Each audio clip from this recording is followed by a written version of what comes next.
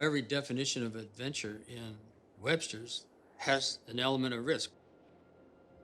If you take the risk out, you take a lot of the values that you get out of it. When you're doing these risk sports, you try to live right on the edge and try to push that envelope all the time, push the edge away all the time, but you never go over. Because if you go over, you're dead.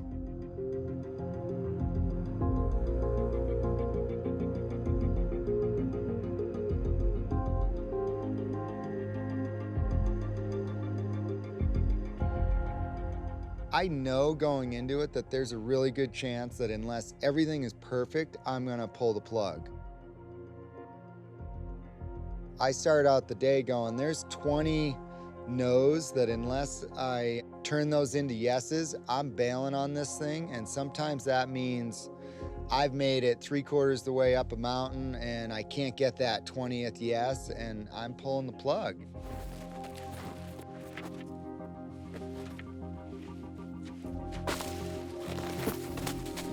If I can just leave this thing that I've spent 3 weeks trying everything I have into it and I can walk away from it, then that's when I know I'm making the right decisions.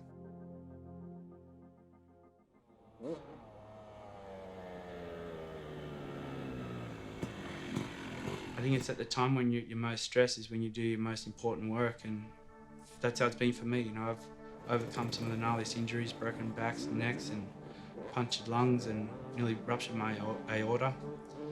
I've had, over 40 broken bones, and none of them I'm proud of, but they've all taught me lessons and they've molded me into the person I am today.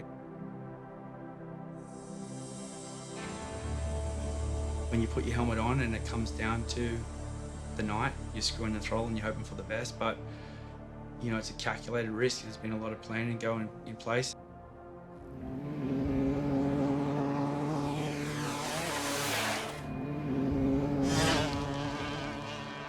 And my biggest jumps, I've actually sat there before and been, it sounds crazy to say this, but it's the daredevil nature, being like, you know what?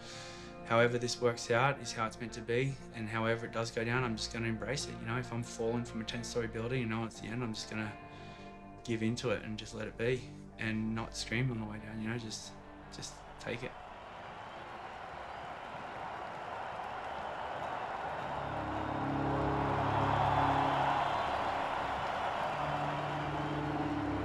For the Arc de Triomphe, the fear was definitely killing myself. Like, I was really worried about not making it and seeing the new year come in.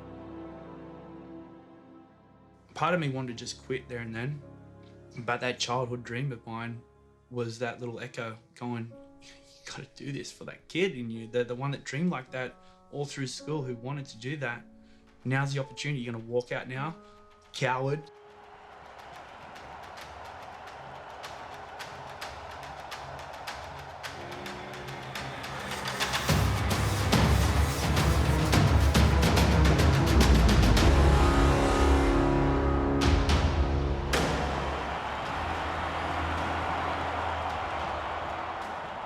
You could feel it in everyone. Like, you could see people were nervous.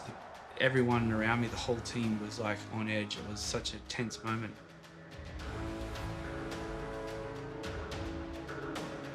I worked out and faced my fears in myself, and I faced the fear of that jump months before I even got there.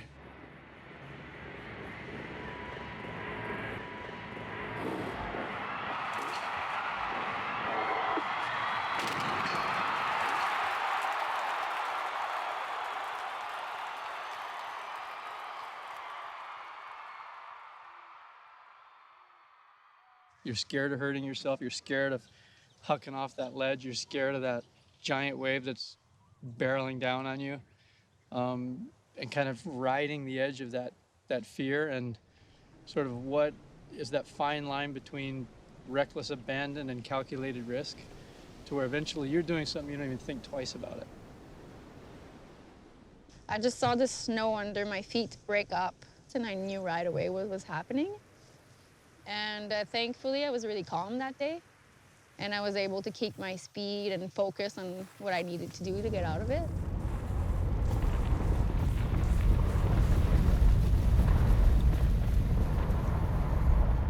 learning to deal with fear and talking yourself down from things you're so scared of, I find really helps. It really helps you deal with other situations for the rest of your life.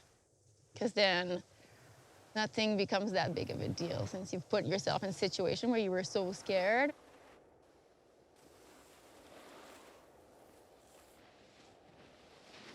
You're always negotiating with the fear of something to know how to protect yourself. So if you feel the fear come in, that's just a sign. What are you doing? And as a rock climber, you go the other way. I think when fear comes, you calm down and you think clearly, okay, what do I need to do? You don't panic and start shaking and just wing it and start going for it and see what happens. So I think that fear is a very interesting friend that's there for you to, help you, protect you, make you consider.